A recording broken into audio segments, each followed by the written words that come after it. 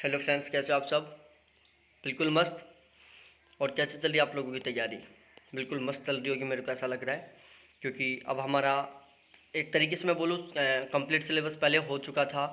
उसके बाद हमने आपका बहुत अच्छा स्कोर करवाने के लिए बहुत सारे unit wise objective question solve करवा दिए। ठीक है। और अब हम मॉडल पेपर लेके आ रहे हैं। क्या लेके आ रहे हैं? Model paper. और इस हमारे जो मॉडल पेपर रहेंगे, इनमें भी बहुत इंपॉर्टेंट क्वेश्चन रहेंगे। आप जब इनको सॉल्व करोगे, पढ़ोगे, तो आपको खुद को एनालिसिस होता होगा कि कितने इंपॉर्टेंट क्वेश्चन हैं। और आज मेरी ज्योग्राफी की ओनली एक क्लास लग पाई थी, क्योंकि मैं मॉडल पेपर तैयार करने में बिजी था। और मैंने आज 50 क्वेश्चन लेके आया हूँ, क्योंकि 100 क्वेश्चन हम एक साथ करवा नहीं सकते मॉडल पेपर में। आपको भी पता है, 100 क्वेश्चनों की क्लास है जो 1 से 1.5 घंटे की, एक भी कहाँ, 2 1.5 घंटे के आसपास की होती है। क्योंकि पेपर में हमें 100 क्वेश्चनों के लिए 2 घंटे का टाइम मिलता है, जहाँ पर हमें थोड़ा सा समझना होता है और क्वेश्चन को सोल्व करना होता है। यहाँ पर हमें समझाना भी होता है। ठीक है। तो इससे पहले मैंने टोटल 16 क्वेश्चन पहले करवा दिया था।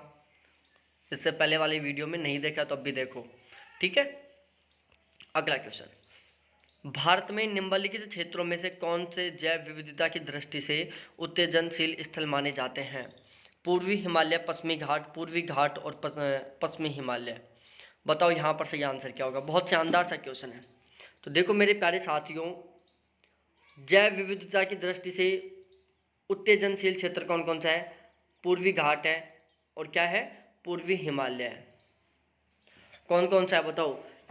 बताओ यहाँ पर सही आंसर क्या होगा? क्वेश्चन नंबर 17 का सही आंसर दो भाई लोगों। अरे भाई लोगों, यहाँ पर कौन कौन सा है? पूर्वी हिमालय और पश्चिमी घाट। ठीक है। देखो, जैव विविधता की दृष्टि से संवेदनशील क्षेत्र कौन कौन से हैं? तो पूर्वी हिमालय और पश्चिमी घाट है। ठीक है। बात की जाए यदि कि जैव विविधता की दृष्टि से संवेदनशील, उत्तेजनशील का मतलब क्या होता है? मतलब जहाँ पर जैव विविधता अधिकतम पाई जाती हो। ठीक है। तो जो ये दो क्षेत्र है, यहाँ पर जैव विविधता अधिक पाई जाती है। 18वां क्वेश्चन, भारत में निम्नलिखित बंदरगाहों में से कौन सा एक खुला सागरीय बंदरगाह है? बताओ।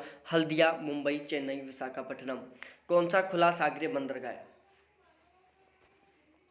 देखो यहाँ पर जो चेन्नई है वो एक खुला सागरीय बंदरगाह है। और देखो, आपको पीडीएफ लेनी हो तो ये मेरे कॉन्टैक्ट नंबर है, इनके ऊपर आप मेरे से कॉन्टैक्ट कर लेना, पीडीएफ मिल जाएगी। देखो, जो मॉडल पेपर हैं उनको आप पीडीएफ टाइप से सोल्व करोगे तो ज़्यादा बेस्ट रहेगा। ठीक है। तो पीडीएफ ले लेना।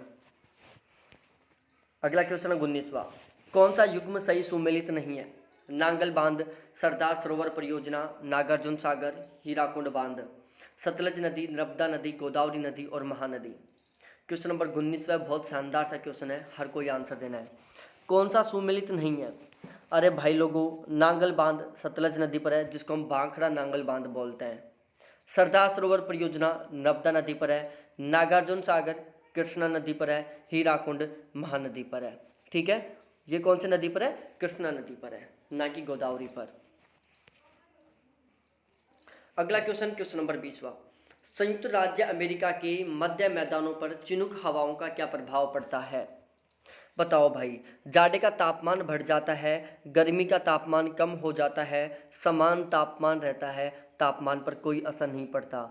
यदि ये क्वेश्चन गलत करते हो ना, तो समझो आप मेरी बेइज्जती कर रहे हो डायरेक्टली। क्योंकि ये क्वेश्चन मैं बहुत ही बार पढ़ा चुका हूँ आपको। मतलब पवनों को तो मैंने उस लेवल तक पढ़ा दिया कि जो बिल्कुल जीरो लेवल पर है, जिसकी तैयारी वो भी सही कर सकता है। अरे भाई लोगों, चिनुक पवन कैसी है? एक गर्म पवन है।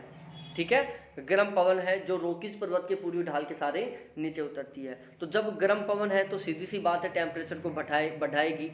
टेम्परेचर में कमी लाने की तो कोई है नहीं चांस, क्योंकि गर्म पवन है, क्या करेगी? टेम्परेचर बढ़ाएगी, जो जाड़े का तापमान बढ़ जाता है। 21वां क्वेश्चन, अधोलिखित नीचे लिखी जोड़ों में से कौन सा सही जोड़ा नहीं है? आपको यहाँ पर बताना है कि कौन सा सही सुमेलित नहीं है। बहुत गजब का क्वेश्चन है। फुलानी पश्चिमी अफ्रीका, बंटू सहारा, मसाई पूर्वी अफ्रीका, नूबा सूडान। बताओ 21वें क्वेश्चन का सही आंसर क्या होगा? अरे भाई लोगों, फुलानी पश्चिमी अफ्रीका सही है, मसाई पूर्वी अफ्रीका सही है, नूबा सूडान सही है। यहाँ पर गलत कौन सा है? बंटू गलत है। अब आपको बताना है कि बंटू कहाँ पर है, बताओ। बंटू जो प्रजाति है वो कहाँ पर पाई जाती है, आपको खुद को बताना है, मैं नहीं बताने वाला यहाँ पर आंसर। ठीक है, अगला क्वेश्चन, मौसम बदलने का क्या कारण है? पहला ऑप्शन, पृथ्वी का अपनी, मतलब कौन सा कारण है जिसकी वजह से मौसम बदलता है? ऑप्शन एक, पृथ्वी का अपनी धुरी पर घूमना एवं सूर्य के चारों ओर घूमना। ठीक है, दूसरा आता है पृथ्वी का सूर्य के चारों ओर चक्कर लगाना। तीसरा है पृथ्वी का सूर्य के चारों ओर चक्कर लगाना व अपने अक्ष पर झुका होना। और चौथा है पृथ्वी का अपनी धुरी पर चक्कर लगाना और अपने अक्ष पर झुका होना। बताओ क्वेश्चन नंबर 22 का सही आंसर क्या होगा? मतलब जो मौसम में परिवर्तन हो रहा है ना, कभी ठंड आ रही है, कभी गर्मियाँ पड़ रही हैं, कभी सर्दियाँ पड़ती हैं, कभी गर्मियाँ पड़ती हैं, क्यों पड़ रही हैं ये? एक मौसम क्यों नहीं रहता? तो भाई लोगों देखो क्या हो रहा है, धीरे धीरे ठंड पड़ रही है, धीरे धीरे गर्मी हो रही है। ऐसे थोड़ी ना होता है कि चलो गर्मियों के तुरंत बाद टेम्परेचर 5 डिग्री सेल्सियस आ जाता है, फिर सर्दियाँ खत्म हुई और टेम्परेचर डायरेक्ट 30 डिग्री सेल्सियस चला जाता है। ऐसा कभी नहीं होता। क्या होता है, टेम्परेचर धीरे धीरे घटता है, धीरे धीरे बढ़ता है। ये क्यों हो रहा है? इसका सबसे बड़ा कारण है भाई साहब पृथ्वी का अपने अक्ष पर झुका होना। ठीक है, उसके बाद मौसम बदल रहा है, कभी सर्दियाँ आ रही है, कभी गर्मियाँ आ रही हैं। तो इसका क्या कारण है? पृथ्वी का सूर्य के चारों ओर चक्कर लगाना। ठीक है मैं समझाता हूँ। यहाँ पर ये क्या है, क्या यहाँ पर सूर्य है, यहाँ पर पृथ्वी है। ठीक है, ये पृथ्वी है, अर्थ है, ये सन है, ये इसके बिल्कुल सामने है। मतलब टेम्परेचर हाई रहेगा इस एरिया में। ठीक है, और इस एरिया में क्या रहेगा, टेम्परेचर लो रहेगा। यहाँ पर ठंड पड़ेगी, यहाँ पर गर्मियाँ पड़ेंगी। झुकी हुई होने की वजह से क्या होता है, पृथ्वी अपने अक्ष पर झुकी हुई होती है, जिसकी वजह से गर्मियाँ धीरे धीरे सर्दियों में बदलती हैं, सर्दियाँ धीरे धीरे गर्मियों में बदलती हैं। अगला क्वेश्चन देखो, पीडीएफ लेना चाहो तो पीडीएफ ले लो, नंबर लिखे हुए हैं। कैनेडियन पैसिफिक रेलवे किन दो स्टेशनों के बीच चलती है? बताओ, कैनेडियन पैसिफिक रेलवे किन दो स्टेशनों के बीच चलती है? एडमॉन्टेन एवं हैलिफैक्स, मॉन्ट्रियल एवं वैंकूवर, ओटावा एवं प्रिंस रूपर्ट, हैलिफैक्स एवं वैंकूवर। क्वेश्चन नंबर 23 का सही आंसर दो। बहुत गजब का क्वेश्चन है। अरे भाई लोगों, जो कैनेडियन पैसिफिक रेलवे है ना, वो हैलिफैक्स और वैंकूवर के बीच में चलती है। कहाँ पर चलती है? हैलिफैक्स और वैंकूवर के बीच में। अब इसके अलावा देखो, चैनल पर नए हो तो चैनल को भाई साहब क्या करो, सब्सक्राइब करो सबसे पहले तो। ठीक है, सब्सक्राइब करो। ठीक है, उसके बाद आपको क्या करना है, इस अंगूठे को ध्यान में रखना है इसको। ठीक है, उसके बाद आपको क्या करना है,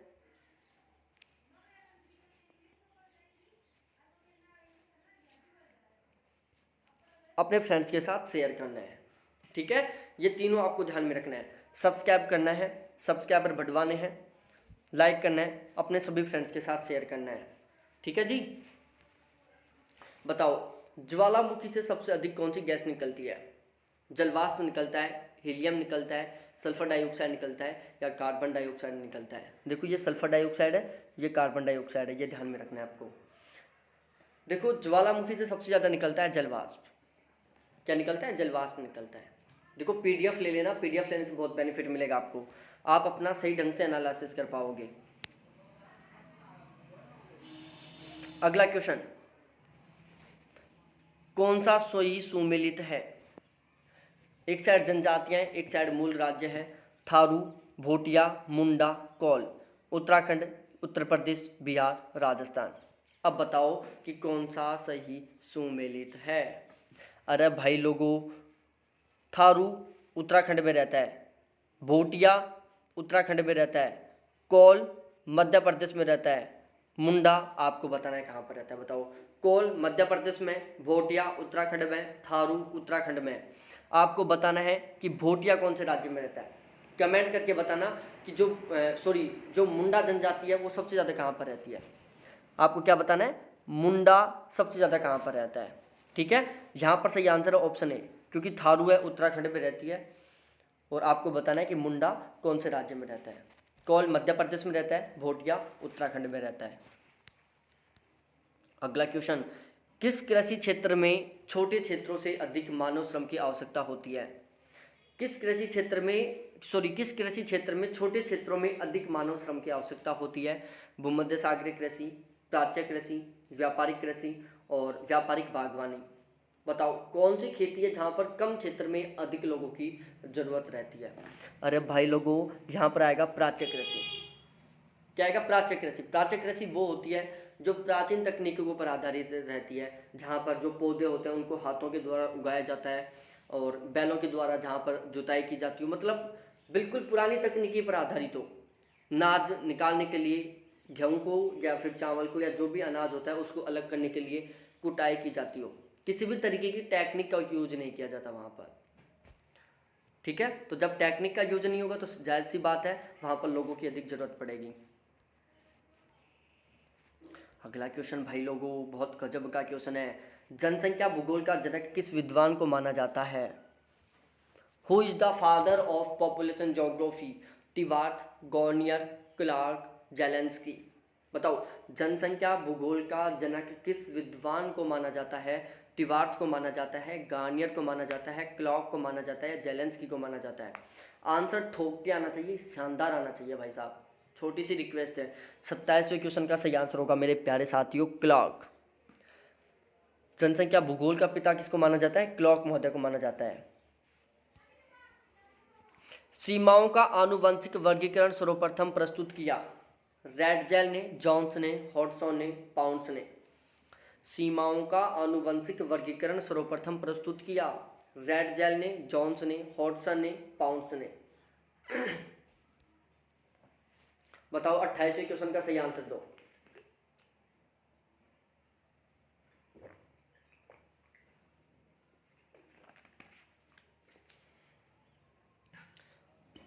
अरे प्यारे साथियों, सीमाओं का आनुवंशिक वर्गीकरण सर्वप्रथम प्रस्तुत किया था हॉडसन ने।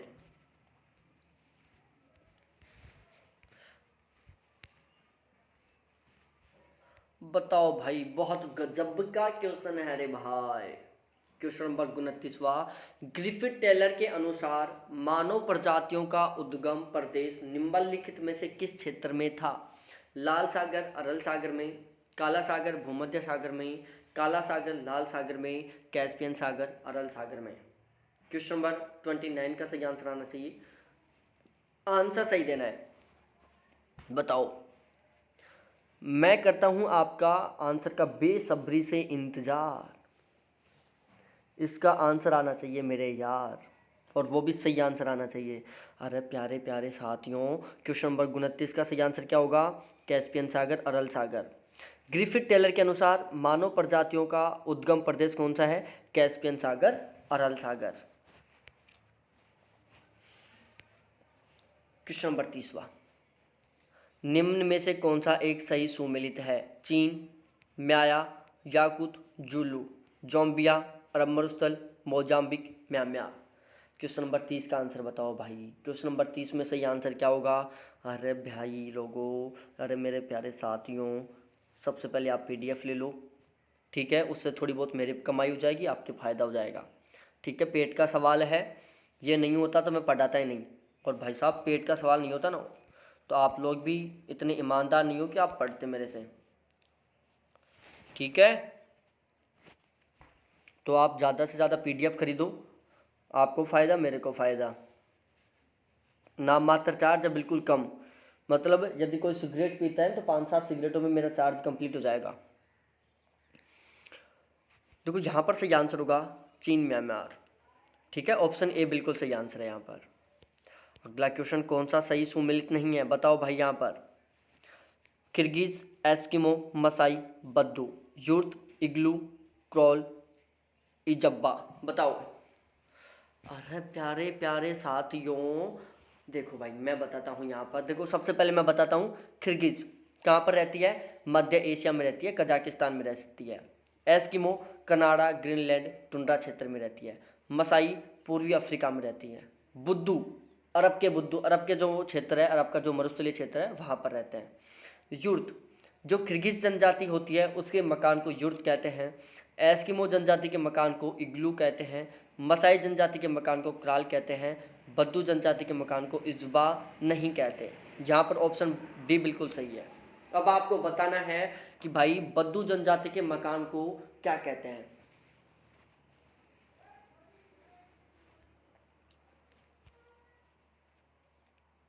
मंगोलाइड प्रजाति की सबसे मुख्य विशेषता कौन सी है जो उसे अन्य प्रजातियों से अलग करती है? चपटी नाक, मुड़ी हुई तिरछी आंखें, त्वचा का रंग सफ़ेद, घुंघराले बाल। क्वेश्चन नंबर 32 का आंसर आना चाहिए भाई साहब, बिल्कुल सही आंसर भी आना चाहिए। गलत आंसर मेरे को पसंद नहीं है, तो 32 का सही आंसर दो। चपटी नाक, मुड़ी हुई तिरछी आंखें, त्वचा का रंग सफ़ेद, घुंघराले बाल। अरे भाई लोगों, मंगोलाइड प्रजाति की सबसे एक विशेषता है मुड़ी हुई तिरछी आंखें। चाइनीज़ को देख लो, जो चाइनीज़ लोग होते हैं उसकी क्या होती हैं, आंखें तिरछी होती हैं। देखो मंगोलाइड जाति को समझने के लिए सबसे बेस्ट उदाहरण है, चाइनीज़ों को देख लो, तिरछी आंखें होती हैं, हाइट छोटी होती है, ललाट चौड़ा होता है, ठीक है। और कोकेसाइड जनजाति को कोकेसाइड के बारे में जानने के लिए हम लोगों को देख लो, स्पेशली कोकेसाइड के लिए आप देखो यूरोपियन लोगों को, सॉरी मैंने गलत बता दिया था। हम लोग कोकेसाइड प्रजाति को देखने के लिए या उसके बारे में जानने के लिए आप यूरोप के लोगों को देख लो, जो अंग्रेज है अंग्रेजों को देख लो, कोकेसाइड से संबंधित है। और निग्रोइड को देखने के लिए अफ्रीकन देख लो, कोई भी अफ्रीकन लेडीज़ की जेंट्स की फ़ोटो देख लो, बिल्कुल सेम किसकी है, निग्रोइड की है। अगला क्वेश्चन है, निम्नलिखित में से कौन सा एक प्रादेशिक नियोजन का प्रत्यक्ष उद्देश्य नहीं है?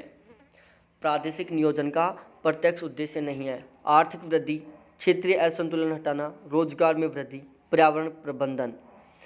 क्वेश्चन नंबर 33 का सही आंसर दो कि निम्नलिखित में से कौन सा एक प्रादेशिक नियोजन का प्रत्यक्ष उद्देश्य नहीं है। 33 का ठोक दो भाई आंसर। अरे मेरे प्यारे साथियों, ऑप्शन डी होगा, क्षेत्रीय असंतुलन हटाना। तीनों है, आर्थिक वृद्धि भी है, रोजगार में वृद्धि भी है, पर्यावरण प्रबंधन भी है। 34वां क्वेश्चन, कौन सा कथन सही नहीं है?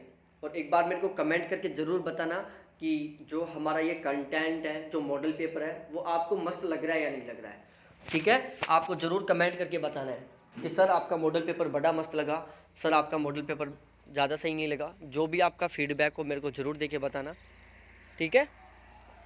आप मेरे को प्लीज़ ज़रूर सभी के सभी फीडबैक देना कि मॉडल पेपर आपको कैसा लगा ये, और बेस्ट लगा हो तो प्लीज़ ज़रूर इसको परचेज़ करना। पीडीएफ मिलेंगी 10 पीडीएफ, और एक पेपर में टोटल मैं 100 क्वेश्चन इंक्लूड करूँगा। टोटल आपके पास 1000 क्वेश्चन आ जाएंगे, बिल्कुल नाम मात्र चार्ज में, ठीक है। देखो इतना कम चार्ज आप सोच भी नहीं सकते, ठीक है जी। और भाई साहब कोई कॉलेज लेक्चरर, असिस्टेंट प्रोफेसर की तैयारी कर रहा हूँ ना, तो वो भी मेरा बैच ज्वाइन कर लो, न्यू बैच स्टार्ट कर रहा हूँ मैं अब। 34वें क्वेश्चन का सही आंसर होगा, प्रादेशिक नियोजन राष्ट्रीय प्लानिंग का विरोधी है। ये बात गलत है। प्रादेशिक नियोजन राष्ट्रीय नियोजन का पूरक है, बात बिल्कुल सही है। भारत में प्रादेशिक नियोजन एक नूतन गठन है, बात सही है। भारत में आयोजन मूल रूप से केंद्रीकृत है, बात सही है। प्रादेशिक नियोजन राष्ट्रीय प्लानिंग का विरोधी है, बात गलत है। बताओ पीडीएफ लो पहले तो भाई लोगों।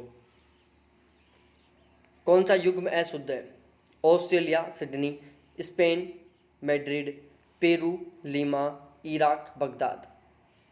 देखो ये हर जगह लिखना ज़रूरी है, अदरवाइज़ मैं पीडीएफ सेंड करूं, आप अपने फ्रेंड्स के साथ भेज दो, पता नहीं मेरी पीडीएफों से आप कमाने लग जाओ बेच बेच के। बीच बीच में नंबर ठुसे होंगे, उनको आप काट नहीं सकते, ठीक है। काटोगे तो पता चल जाएगा यार, इतनी बेईमानी भी मत करना कि आप इन नंबरों को ऐसे काट काट के फिर खुद के नीचे नंबर लिख दो फिर बेच दो आप, ऐसा मत करना यार। अरे भाई लोगों, स्पेन की राजधानी मैड्रिड है, पेरू की लीमा है, इराक की बगदाद है, ऑस्ट्रेलिया की कैनबरा है। कौन सा देश स्थलरूढ़ है? स्थलरूढ़ देश कौन सा है बताओ? Kazakhstan, Tajikistan, Uzbekistan, Turkmenistan. स्थलरूढ़ देश बताना है कौन सा है यहाँ पर स्थलरूढ़ देश। स्थलरूढ़ देश का मतलब पता है ना आपको, कि ऐसा देश जो किसी भी जलीय स्रोत से घिरा हुआ नहीं हो। जलीय स्रोत का मतलब ऐसे नहीं है कि आप कुएं को मान लिया, नहीं नहीं, समुद्र है, तालाब है, महासागर, समुद्र है, महासागर है, इनसे टच नहीं करता हो, स्थलरूढ़ देश होता है। मतलब जो स्थलीय क्षेत्र से घिरा हुआ हो। एक तरीके से ये मानो कि ऐसा देश जो चारों तरफ से स्थल से घिरा हुआ है, जैसे यहाँ स्थल, यहाँ स्थल, यहाँ स्थल, यहाँ स्थल, यहाँ स्थल, तो ये क्या हो गया, स्थल रूढ़ देश हो गया। सपोज डैट यहाँ पर स्थल है, यहाँ पर जल आ गया, फिर यहाँ पर स्थल, यहाँ स्थल, यहाँ स्थल, यहाँ स्थल, लेकिन यहाँ पर जल आ गया, इसलिए ये स्थल रूढ़ नहीं है। तो स्थल रूढ़ देश वो होता है जो चारों तरफ से स्थलीय भाग से घिरा हुआ है। ठीक है भाई लोगों, स्थल रूढ़ देश की बहुत सारी समस्याएं होती हैं, वो ज़्यादा व्यापार नहीं कर पाते। ताजिकिस्तान एक स्थल रूढ़ देश है, क्योंकि इनमें से कुछ हैं जो कैस्पियन सागर से मिलते जुलते हैं। उप सहारन अफ्रीका का कौन सा भाग हॉर्न के नाम से जाना जाता है? बताओ, उप सहारा अफ्रीका का कौन सा भाग हॉर्न के नाम से जाना जाता है? पश्चिमी अफ्रीका, दक्षिण अफ्रीका, पूर्वी अफ्रीका, उत्तरी पूर्वी अफ्रीका। क्वेश्चन नंबर 37 का सही आंसर दो।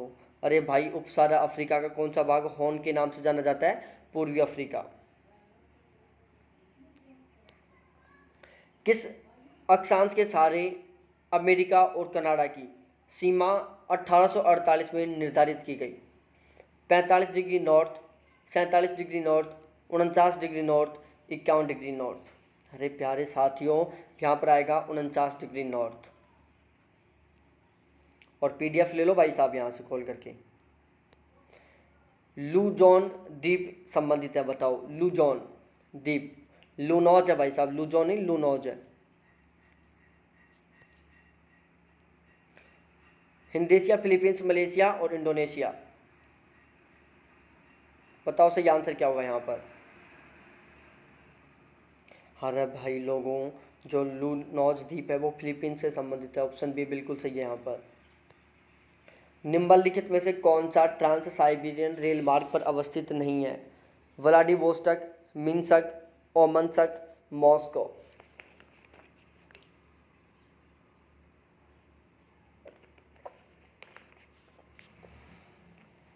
कौन सा ट्रांस साइबेरियन रेल मार्ग पर अवस्थित नहीं है?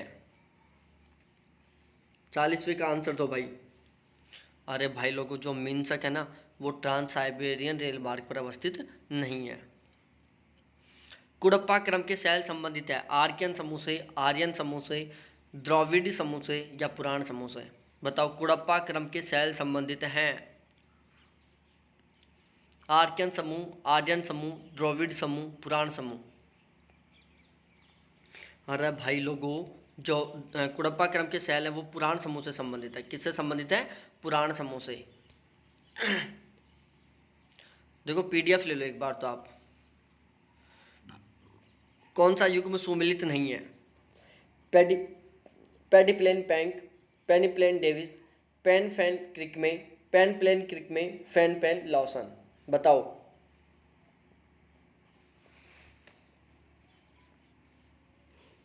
अरे भाई लोगों, पेडिप्लेन किसने दिया था? किंग ने दिया था, जिसको पदस्थली बोलते हैं। पेडिप्लेन को हिंदी में पदस्थली बोलते हैं, जो किंग ने दिया था।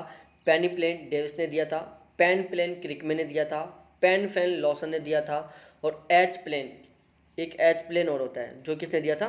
थॉमस ने दिया था। अगला क्वेश्चन 43वां, कौन सा सुमेलित नहीं है? रॉस वितरण, एल नीनो, हैडली कोशिका, फेरल कोशिका। वोकर परिसंचरण, कमजोर मानसून, निम्न अक्षांशीय कोशिका, मध्य अक्षांशीय कोशिका। बताओ कौन सा सुमेलित नहीं है? अरे भाई लोगों, रॉस वितरण कौन को बोलते हैं? जेट स्टेम को। जेट स्टेम को रॉस वितरण बोलते हैं क्योंकि इनकी खोज, चलो बताओ, जेट स्टेम की खोज किसने की थी? जेट स्टेम की खोज किसने की थी? एक रोसबी नामक विद्वान ने की थी, जिसके आधार पर जेट स्टेम को रोसबी तरंग बोलते हैं। ठीक है ना? तो यहाँ पर ये गलत है। एल नीनो क्या है? मानसून को कमज़ोर कर देता है।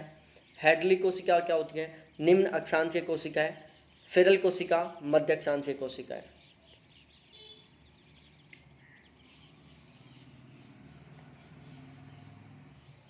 सागरीय हिमपात संबंधित है, बताओ।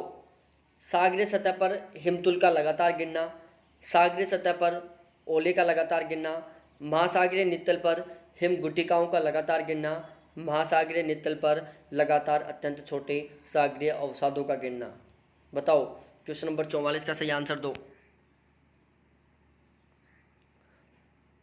अरे भाई लोगों, सागरीय हिमपात किससे संबंधित है मैं बताता हूँ।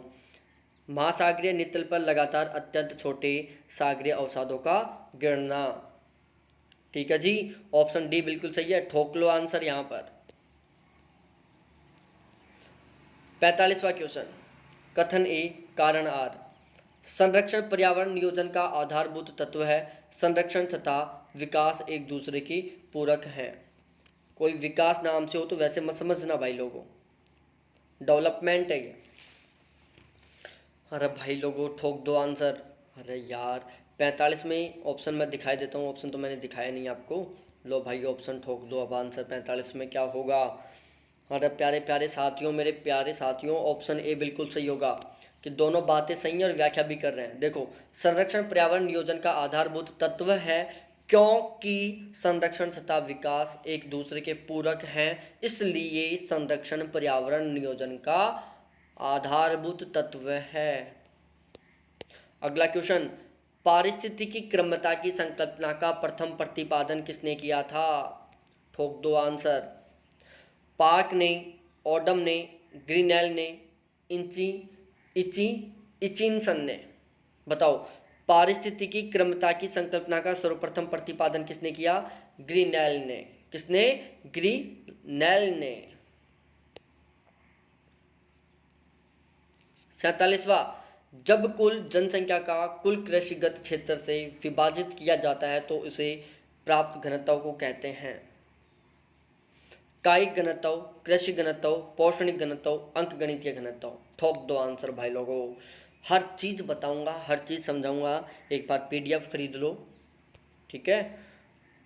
अरे भाई लोगों यहाँ पर होगा कायिक घनत्व। देखो प्लीज़ एक छोटी सी रिक्वेस्ट है सभी से, बाई चांस मेरे मुंह से कोई गलत बात निकल जाए तो माफ़ करना, छोटा समझ के, क्योंकि मैं भाई बोलूँगा नहीं, छोटा भाई समझ के, क्योंकि और भी कुछ है यहाँ पर, तो अपने से छोटा समझ के माफ़ कर देना यदि मेरे मुंह से कोई गलत शब्द निकल जाए तो। ठीक है, दिल पर मत लेना, थोड़ा एंटरटेनमेंट कर लेते हैं। दिल पर लेने के लिए तो और भी बहुत सारी चीज़ें हैं। अरे भाई लोगों यहाँ पर सही आंसर होगा कायिक घनत्व। ठीक है। कृषि घनत्व क्या होता है। कृषि घनत्व होता है कुल कृषि क्षेत्र में संलग्न जनसंख्या बटा कुल बटा बटा कुल कृषि क्षेत्रफल। कुल कृषि क्षेत्र में संलग्न जनसंख्या बटा कुल कृषि क्षेत्र कृषि घनत्व कहलाता है। पोषणिक घनत्व की बात की जाए तो कुल जनसंख्या बटा कुल खाद्यान्न क्षेत्रफल, जहाँ पर खाद्यान्न फसलें पैदा की जाती हैं। कुल जनसंख्या बटा कुल खाद्यान्न क्षेत्रफल पोषणिक घनत्व होता है। अंकगणितीय घनत्व कुल जनसंख्या बटा कुल क्षेत्रफल। 48वां क्वेश्चन, न्यूनतम प्रयास का सिद्धांत किसने दिया था। स्टुअर्ट ने, रैली ने, लियो ने, जिफ ने।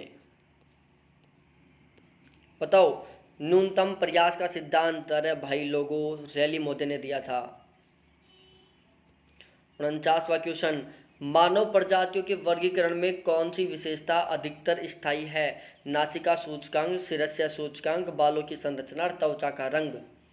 और भाई लोगों दूसरी और बात बता देता हूँ मैं आपको, बात ये है सीधी सीधी कि मैं फर्स्ट पेपर के लिए भी मॉडल पेपर चला रखा हूँ, नहीं देखा है तो देख लेना। मेरे वीडियो के प्लेलिस्ट में जाओ, मेरे चैनल में खोलो, चैनल को खोलोगे आप, जैसे ही चैनल को खोलते ही मेरी प्लेलिस्ट में जाना, वहाँ पर 2 प्लेलिस्ट हैं, 30 डेज जेरफ, 30 डेज नेट। तो वहाँ पर ऊपर ही ऊपर वीडियोज़ पड़े हुए हैं इनके, ठीक है ना, तो उनको देख लेना। और अब भाई लोगों यहाँ पर ऑप्शन बी होगा शिरस्या सूचकांक, सिर की चौड़ाई बटा सिर की लंबाई मल्टीप्लाई 100। शिरस्या सूचकांक कैसे निकाला जाता है। देखो, नासिका सूचकांक और शिरस्या सूचकांक दोनों में एक अंतर है। अंतर ये है यहाँ पर नाक आ जाता है, यहाँ पर सिर रहता है। देखो मैं बता देता हूँ, शिरस्या सूचकांक निकाला जाता है सिर की चौड़ाई बटा सिर की लंबाई मल्टीप्लाई 100। नासिका सूचकांक निकाला जाता है नाक की चौड़ाई बटा नाक की लंबाई मल्टीप्लाई 100, इसलिए यहाँ पर बी होगा।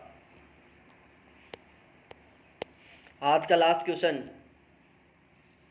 मानव जातियों के विकास के संदर्भ में मेखला तथा संस्तर सिद्धांत का प्रतिपादन किसने किया था? हेडन ने, क्रॉबर ने, हटन ने, टेलर ने।